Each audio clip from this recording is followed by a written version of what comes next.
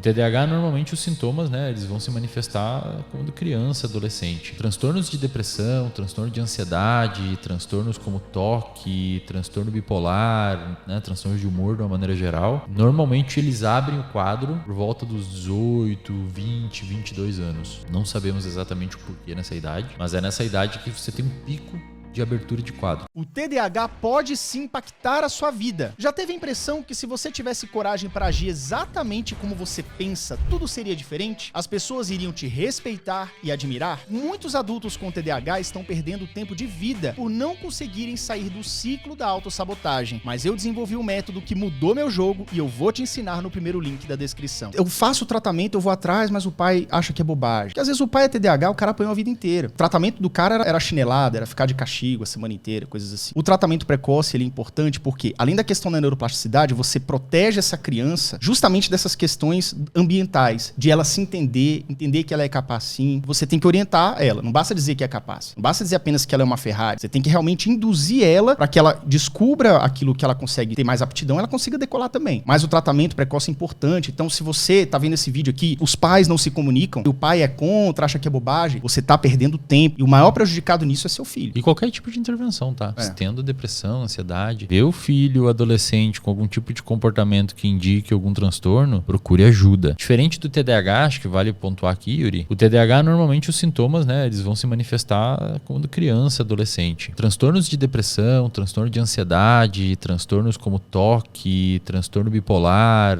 né, transtornos de humor de uma maneira geral, normalmente eles abrem o quadro por volta dos 18, 20, 22 anos. Não sabemos exatamente o porquê nessa idade, mas é nessa idade que você tem um pico de abertura de quadro. Então, o cara muitas vezes tem um determinado tipo de sintoma, alguma coisa que não se enquadrou, e aí lá por 18, 20, 22 anos o quadro abre. Hipóteses. Encarar a vida adulta. É estressante muitas vezes. O estresse agudo, crônico, cara, ele é batata para abertura, principalmente quadro de humor. Quais são os quadros de humor? Transtorno depressivo, transtorno bipolar, quadros como toque, que não é do humor, mas quadros como transtorno obsessivo compulsivo, transtornos de ansiedade. O toque, se eu não me engano, no DSM passado estava dentro dos transtornos de ansiedade. Eu acho que ele saiu do transtorno de ansiedade porque pode ter paciente com toque sem ansiedade. Ah, tá, entendi. Antes, acho que eles estavam... Antes era o muito transtorno associado. de ansiedade é um guarda-chuva, né? Tem agorafobia, transtorno do pânico, ansiedade generalizada, outros tipos de transtorno de ansiedade, tem vários tipos. O toque, se eu não me engano, o DSM passado estava dentro aqui. Aí ele saiu para um transtorno sozinho agora,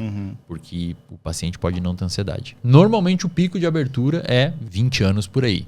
Hipóteses... Estresse. Você tem que sair, começa a se estressar mais. Muitas vezes você não tem traquejo para lidar com aquele ambiente novo, que aí é um ponto que eu sempre bato também, dos adolescentes, dos jovens adultos. Entender que precisam se expor a situações relativamente estressantes para conseguir ter traquejo e repertório comportamental, não pode ficar só fugindo, né? Você nunca falou em público, durante a adolescência inteira você se esquiva de perguntar o preço do pão de queijo na padaria e pede para sua mãe. Quando tem que ir ao mercado, você não consegue falar com a moça do caixa porque tem vergonha e pede para sua mãe ir à frente. Você tá sempre se esquivando, eu não vou no aniversário porque vai ter muita gente. Aí a sua mãe te protegendo, tá tudo bem, não sei o que. Cara, você fica um cara inapto comportamentalmente. E aí quando você precisa sair, morar numa cidade diferente, se virar, não sei o que, aí você tinha sempre o apego da mãe, a superproteção, você vira um sujeito frágil. Você não consegue encarar aquelas situações e aquelas adversidades do dia a dia que o seu colega que tem um repertório comportamental maior adquire aquilo e encara aquilo com muita tranquilidade, muita